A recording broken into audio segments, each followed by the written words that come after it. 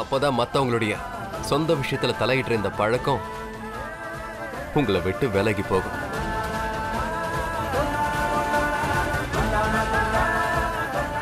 சீக்கிரம் வேலையை பாருங்க. ஐயோ ஷானு, என்ன இதெல்லாம்? அழுதுகிட்டே இருக்க, உனக்கு ஏதாவது ஆயிட போகுது. ஏன் அதையே நினைச்சிட்டு இருக்க? விட்டு தள்ளு. நான் உன்னோட எதிரியா என்ன? ஷானு, இன்னைக்கு சமையல் உன் பிறந்த வீட்டுல வந்து செய்வாங்களா என்ன?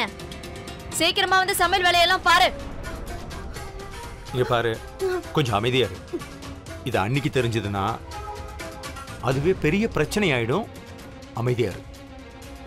நான் ஒண்ணு அந்த பிரீத்திக்கு பயப்பட மாட்டேன்.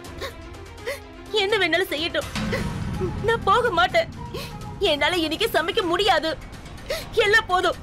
இனிமே நான் இந்த வீட்டுல எதுவுமே செய்ய மாட்டேன். நான் கூப்பிடுறது உன் காதுல கேக்குதா இல்லையா? என்னை கட்டாயப்படுத்தாதீங்க வீரன். பாத்தீங்கல்ல, எல்லாம் போதும். நானே வரவா?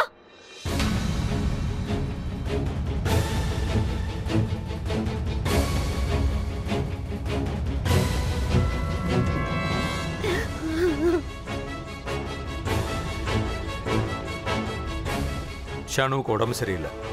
அவளால இன்னைக்கு சமைக்க முடியாது. அவளுக்கு என்னாச்சு? வயிறு வலிக்குதான். சித்திக்கு வயிறு வலியா? நான் போய் பார்த்துட்டு வந்துடுறேன். சௌமியா நெல்லு, நீ போய் பார்க்கறதுக்கு என்ன இருக்குன்னு சொல்லு. நீ சமையல் கட்டுக்க போ. எல்லாருக்குமே சாப்பாடு செய்யறதுக்கான வேலையை பாரு.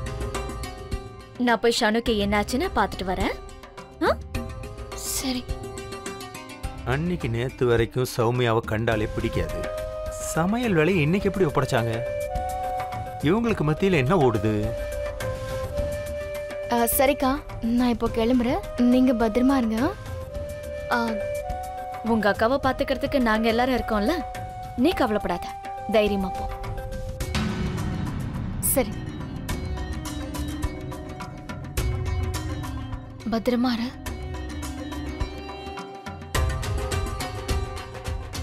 போ.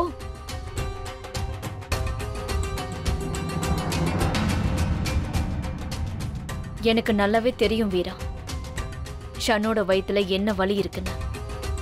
நான் என்னுடைய வழியில அவளுக்கு மருந்து கொடுக்க ஆரம்பிக்கிறதுக்குள்ள உங்க மனைவியை நீங்க நல்லா பாத்துக்கோங்க.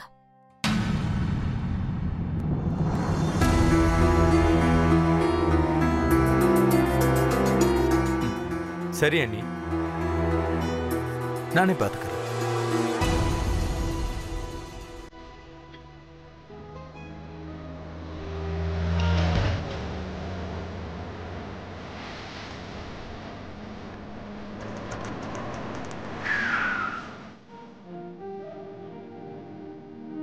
मेरा खुदा तू भी मेरी दुआ तू भी मेरा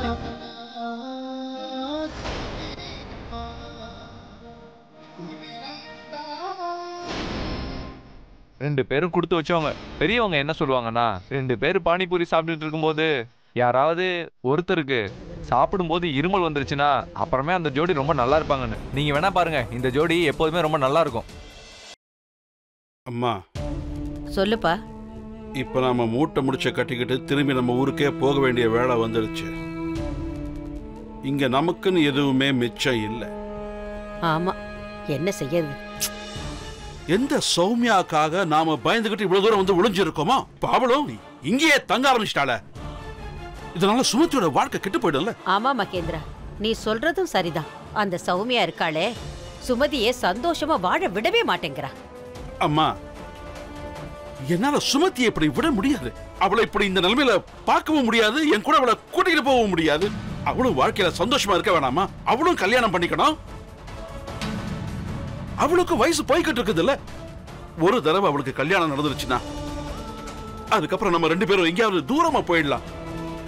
ஆமாப்பா, அட கடவுளே, எங்க வாழ்க்கையில சந்தோஷங்கிறதே வராதா? எங்க சுமதியோட வாழ்க்கையில சந்தோஷம் திரும்பி வரட்டும். இங்க என்ன நடந்துட்டு இருக்கு? நீங்க ரெண்டு பேரும் எதை பேசிட்டு இருக்கீங்க?